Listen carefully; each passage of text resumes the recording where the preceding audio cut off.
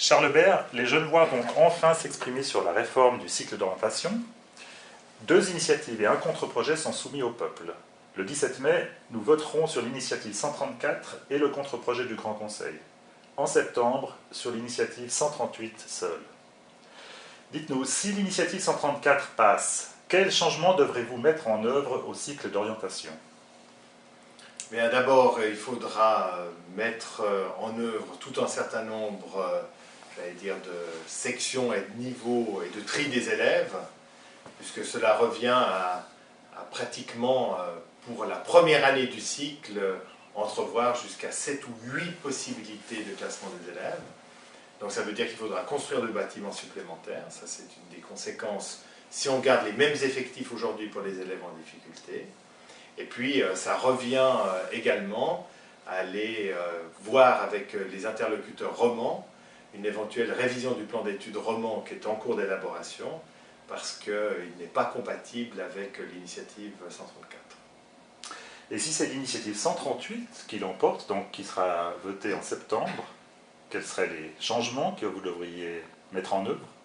Eh bien, ça revient à pratiquement mettre en œuvre ce qui existe aujourd'hui dans 3 cycles d'orientation, Budet, Bois-Caron et les Coudriers, et de faire en sorte que l'ensemble des élèves soient dans les mêmes classes, ce qui engendrera aussi des coûts supplémentaires simplement par l'organisation, puisque les classes dites hétérogènes intègrent l'ensemble des élèves à 20, contre 24 pour aujourd'hui les regroupements A, et 18 pour les regroupements B, et 12 les regroupements C. Donc, davantage de coûts liés à la structure.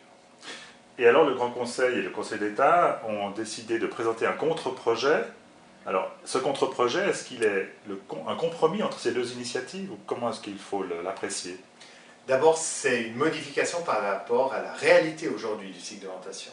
C'est un changement très profond par rapport au cycle d'orientation d'aujourd'hui, puisqu'on prévoit d'y rétablir les sections que nous avons connues, ou que vous avez connues comme moi du reste, qui, d'une manière générale, ont laissé un bon souvenir aux Genevois en termes de lisibilité et de compréhension. Ce qu'on a appelé la réforme Chavannes. Ce qu'on a appelé la réforme Chavannes du cycle d'orientation, et Borel, du reste, pour être juste avec l'histoire, exactement, qui a précédé André Chavannes.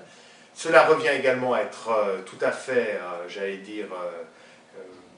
orienté vers l'avenir, avec notamment la place des langues, je rappelle l'allemand, l'anglais, mais également l'harmonisation scolaire, pour faire en sorte que ce cycle soit un mariage entre la tradition, c'est-à-dire la compréhension de l'organisation par l'ensemble de la population, et puis une exigence scolaire qui doit être réaffirmée comme étant plus forte qu'elle ne l'est encore aujourd'hui. Alors les Genevois, si vous voulez soutenir le gouvernement et le Grand Conseil, que doivent-ils voter ? La population doit très clairement voter oui au contre-projet, refuser l'initiative 134 au mois de mai, oui au contre-projet et non à l'initiative, et puis dire non au mois de septembre à l'initiative 138, puisque nous devons voter en 2 fois. Mais alors justement, est-ce que cette procédure de vote en 2 fois ne favorise pas l'initiative 138 qui sera proposée seule en septembre ? Tout dépend d'abord des résultats du scrutin du mois de mai. Je crois qu'on ne peut pas le dire. Et j'ai même plutôt tendance à penser l'inverse. Mais ce que j'aimerais dire surtout, c'est que ce n'est pas un choix. Nous devons voter en 2 fois parce que, tout simplement, 2 initiatives qui sont votées au même moment, comme il n'y a pas de question subsidiaire, puisqu'il n'y a jamais eu de cas dans l'histoire suisse où 2 textes s'opposent en étant irrémédiablement contradictoires. Donc si les 2 textes passaient, c'est-à-dire les 2 fois le oui l'emportait, eh bien les 2 fois ça deviendrait la loi. Donc ce n'est pas possible. Malheureusement, il a fallu donc faire un choix d'avoir 2 échéances. On n'a pas un grand débat global pour des raisons constitutionnelles sur le cycle d'orientation. Cela revient à dire que l'essentiel de la discussion a lieu aujourd'hui au mois de mai, et je pense que ce sera un élément, en fonction du vote du contre-projet, qui sera un élément, plus secondaire avec le vote du mois de septembre. Merci, vous allez vous représenter pour une 3e législature cet automne.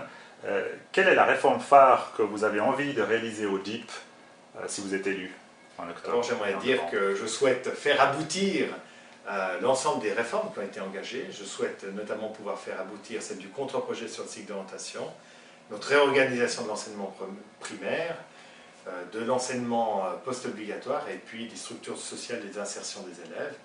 Donc pratiquement tous ces projets aujourd'hui, comme les conseils d'établissement, ont été largement engagés. Ils méritent d'être assis, soutenus, développés.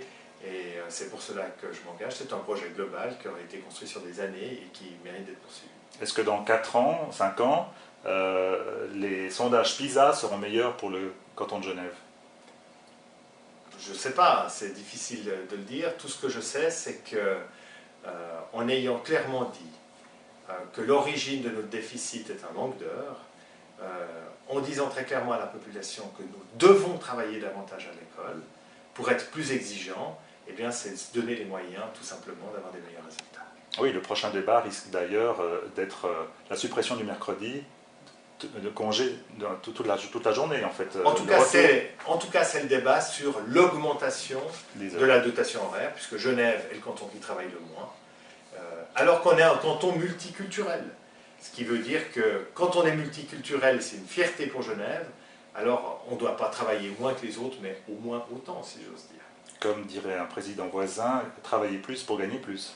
Écoutez, il le dit pour les salariés, mais visiblement, il a pris la décision inverse pour l'école primaire française, puisqu'il a supprimé le 5e jour à l'école, ce qui est un cas unique en Europe, à part Genève qui avait fait ce choix il y a plus de 15 ans et qui aujourd'hui, quelque part, s'en mord les doigts. Merci beaucoup. Merci beaucoup.